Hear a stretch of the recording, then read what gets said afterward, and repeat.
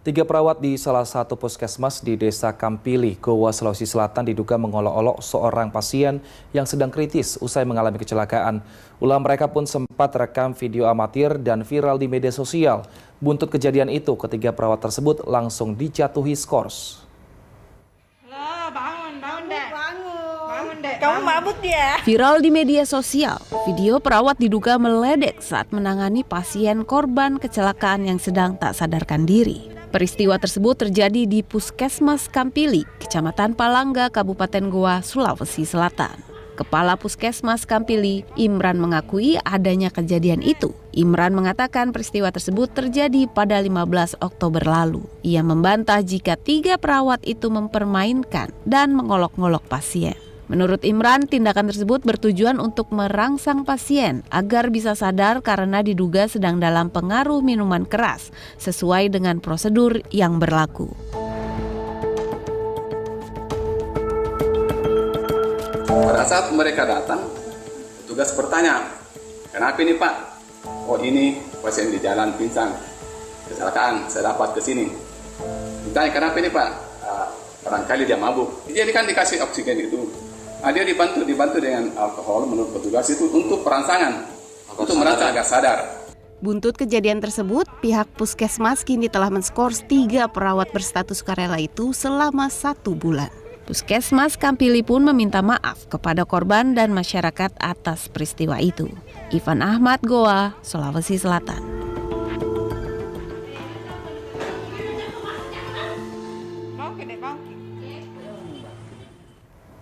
Untuk membahas lebih lanjut kejadian tiga perawat diduga mengolok-olok pasien yang sedang tidak sadarkan diri, sudah bergabung bersama kami melalui sambungan telekonferensi Ketua Persatuan Perawat Nasional Indonesia (PPNI) Harif Fadilah di Surabaya.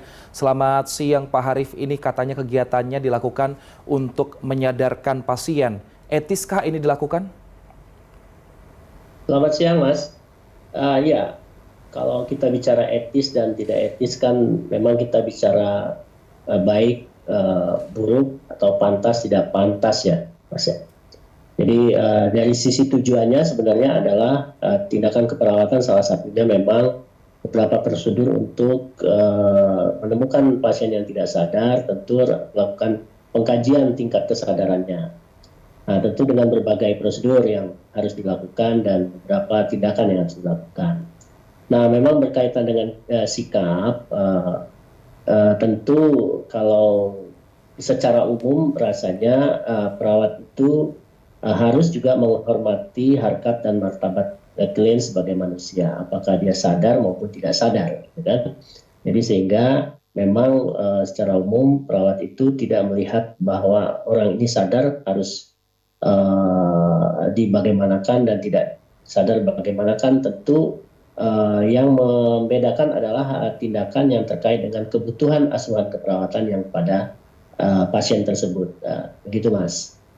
Baik, lantas jika pasien kondisinya tidak sadar Pak, seharusnya apa yang dilakukan oleh perawat secara etis?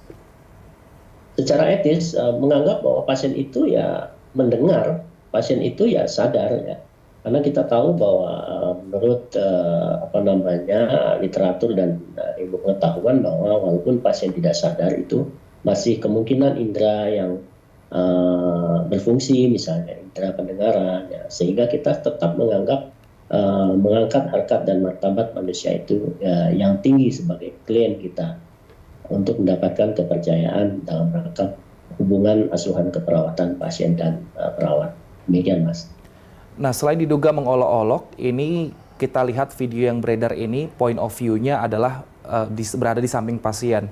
Diduga mungkin ini ada perawat yang memegang handphone sambil melakukan tindakan untuk menyadarkan pasien. Apakah hal ini juga wajar dilakukan oleh seorang perawat, Pak? Ya, penggunaan media sosial di dalam bekerja itu memang ditujukan untuk menunjang pekerjaan, ya.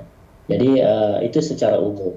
Nah, tentu dalam kasus ini saya tidak bisa menyimpulkan sejauh mungkin karena memang harus ada telusur dan penelitian oleh berbagai pihak.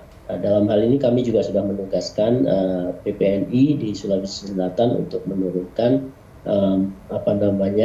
tim untuk menelaah soal etik ini. Tentu secara umum saya sampaikan bahwa bermedia sosial itu bisa digunakan, tapi tujuannya untuk meningkatkan kinerja dan menunjang pekerjaan. Ya, saya kira batasannya itu. Manakala itu dilakukan untuk tujuan-tujuan lain, saya rasa itu yang tidak dibenarkan. Baik, saat ini ketiga perawat telah diskors selama 1 bulan. Apakah ini sanksi yang sudah tepat dan layak yang diberikan kepada ketiga perawat tersebut, Pak Harif?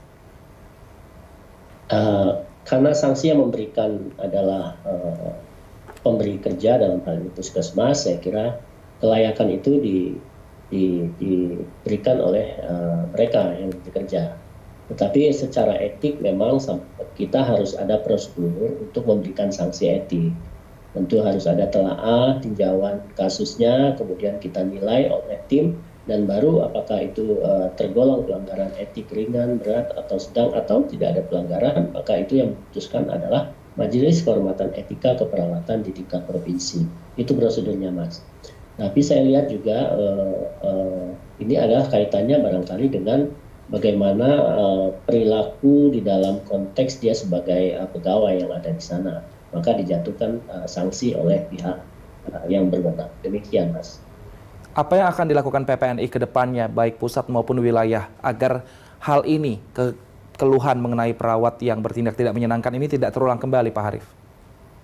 Ya, saya kira setiap saat PPNI tentu berkomitmen untuk bertanggung jawab. Salah satu tanggung jawab organisasi profesinya adalah kepada masyarakat dalam arti bagaimana melakukan pembinaan kepada anggota-anggota agar moralitas dan etikanya sesuai dengan diharapkan oleh masyarakat.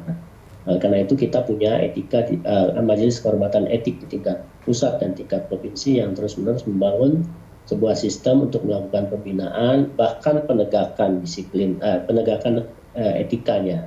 Nah, karena itu yang kita lakukan. Kemudian yang kedua, kita juga melakukan sosialisasi norma etika itu pada proses pendidikan di dalam kampus-kampus yang ada di seluruh Indonesia ini. Rasanya hampir sebagian sudah memberikan porsi untuk pembelajaran etika keperawatan, sehingga pada saat lulus mereka bisa memahami mana yang baik dan mana yang buruk pada saat mereka melaksanakan praktik.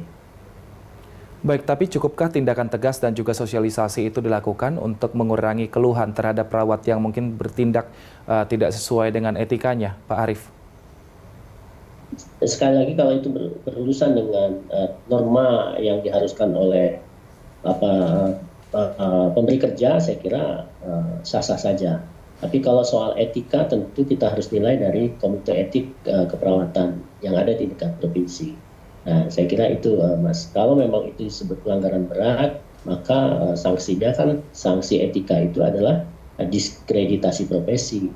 Nah, tidak sampai pencabutan, tidak sampai pada pemecatan sebagai pegawai dan lain sebagainya. Karena itu wewenang daripada pemberi kerja, dalam hal ini pemerintah.